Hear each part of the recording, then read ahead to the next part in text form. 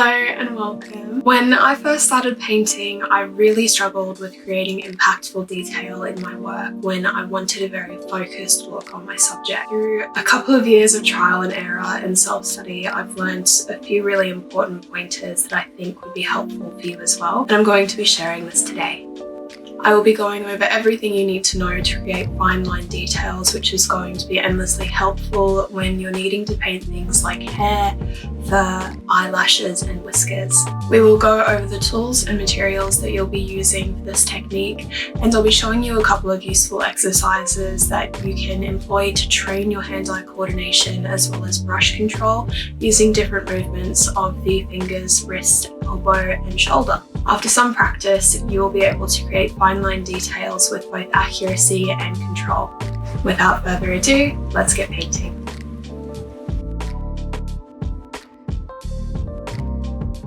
First of all, I'd like to go over a couple of materials that I'll be using today. This is titanium white oil colour from Gamblin. I recommend using a colour that will contrast your painting surface. I will also be using Acrylic, which is an alkyd-based medium that is going to thin down the oil paint and increase gloss. Liquid light is a great alternative, however this is my medium of choice. I use Gamsol paint thinner, which is completely odourless and the best paint thinner I've found so far. I'll use this small medium pot to mix and store my medium as well.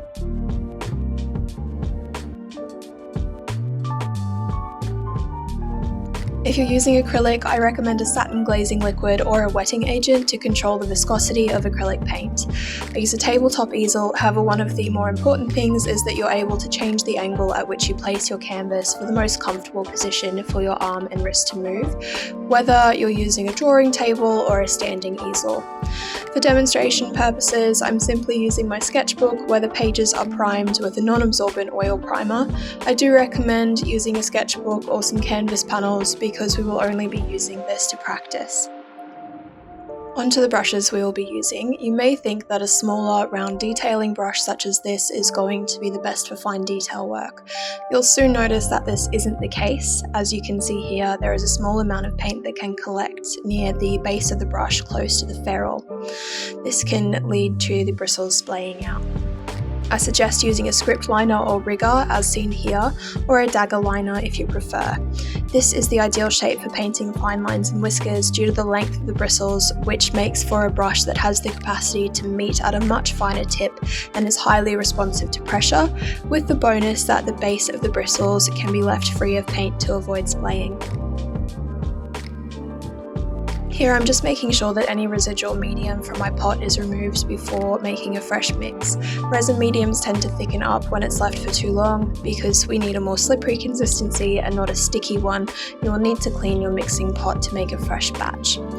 I'm mixing my Acrylic and Gamsol in a 50-50 ratio, however if you are towards the end of your painting and you've used a ratio that is more fat than 50-50, I suggest using more medium than your last layer of paint to adhere to the fat over lean principle. Oil paint straight out of the tube tends to be quite pasty, especially if it's an opaque colour. Here you can see that applying paint straight out of the tube leaves you with a line that drags across the tooth of the surface, which is not what we want. The aim is crisp, fine lines rather than rough, jagged ones.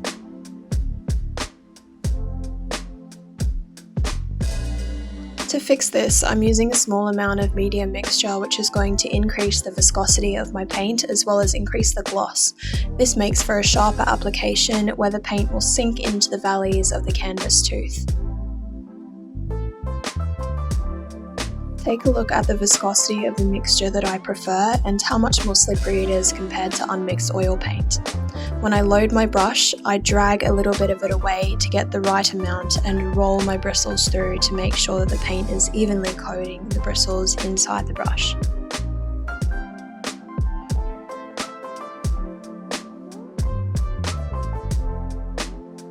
You can see the difference that the correct consistency can make here.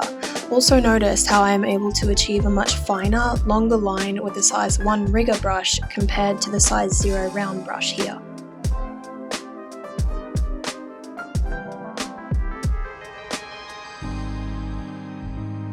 Here's an excellent opportunity to get a feel for your paint. Try applying different amounts to the brush to see how long it can last before you need to reload. There is a sweet spot of paint quantity for every brush, and finding this is going to go a long way in your proficiency. Here, I've shown you what an overloaded brush looks like, where you can see that a glob of paint has been left at the start of the brush stroke, which is a telltale sign that you have an excess amount of paint loaded onto the bristles. Here, I have just the right amount, and you can see that the line is clear, yet still sinking into the valleys of that canvas tooth, allowing a crisp, fine line. An underloaded brush, however, will tend to drag across the tooth like oil paint straight out of the tube. It's going to have a look of being too dry and not go far enough. If you ever make a mistake like I have here with this little bit of dried paint that's ended up in my mix, remove the speck and you can always go back in with a clean brush and a bit of paint thinner. Using the small amount of paint thinner, swipe along any areas of paint that you would like to remove. If you intend to repaint on top of an area where you've corrected a mistake using thinner, make sure that you clean away any excess paint thinner on the surface using a clean cloth, or simply wait for the paint thinner to dry. Aside from brushes, one of the most important skills you need to create fine line details is how to make the brush strokes themselves.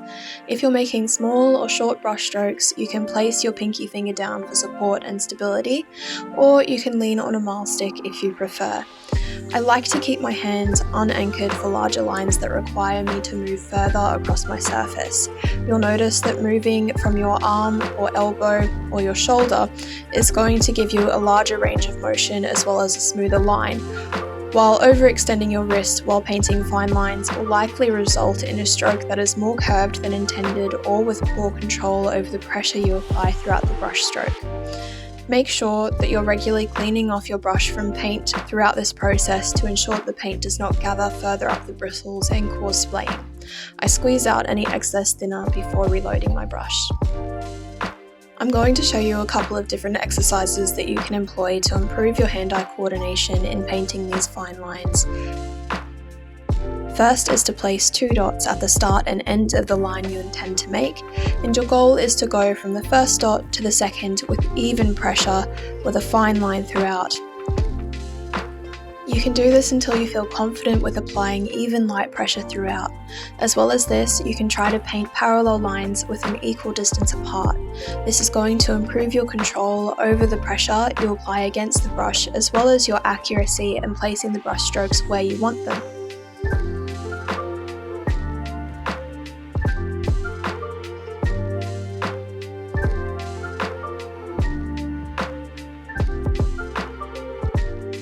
Once you have that down pat, you can also experiment using this technique from applying the most amount of pressure at the starting point and then slowly easing up to create a fine taper to your brush stroke.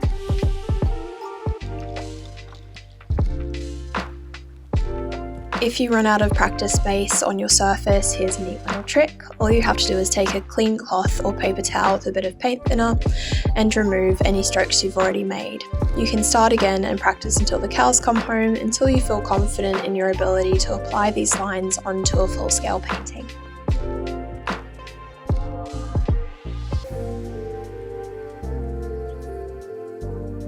This is a pet portrait that I've let completely dry, and all that's left to do is to paint the whiskers.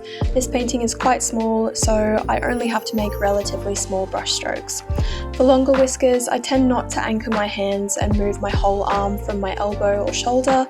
For smaller lines, you can see me employing more of a wrist motion to get greater curve through the brush stroke.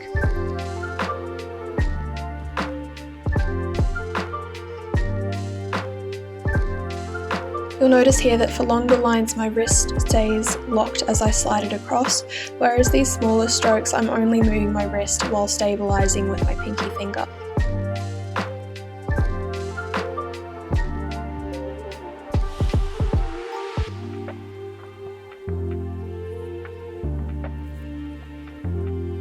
In general, it is always better to move from your elbow and shoulder rather than from your wrist, and it is easiest to do when your painting is at arm height on a standing easel.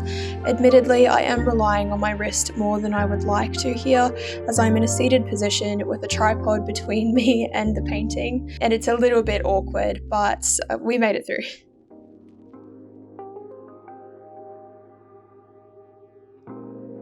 I wasn't very happy with where I placed this whisker. I thought it was a bit too thick compared to my reference, and the starting point wasn't exactly where I wanted it. I wanted it to be a bit closer to the centre of the cat's face, so to correct it, I'm going in with a clean brush. I'm using a fill bit here with a tiny bit of thinner and removing that whisker. I'm drying off the surface of my painting with a paper towel so that any paint applied on top isn't going to bloom out on top of the paint thinner. And I just repainted it here, as you can see. Having the flexibility to correct errors when working on more intricate parts of your painting is invaluable, especially as a beginner. It is such an advantage to have the layers underneath completely dry so that you do have the ability to fix mistakes when you make them. Once I finish painting, I always make sure to use a brush cleaner, as proper brush care for fine detail brushes is especially important to maintain the shape and longevity of your brushes. I like this one from Masters to remove any residual paint that is missed by the thinner. And this is the final outcome of the painting. Thank you so much for joining me on this video today. I hope you found it useful and enjoyable. If you do have any additional questions, make sure to leave them below and I'll be answering any queries that you have. If you'd like to see more of my artwork, I post them regularly on my Instagram, which is melina.marie.art. If you enjoy this video or you'd like to see more content from me, make sure that you like this video and subscribe. It goes a long way in supporting my art endeavours. Thank you so much, and I'll see you next time.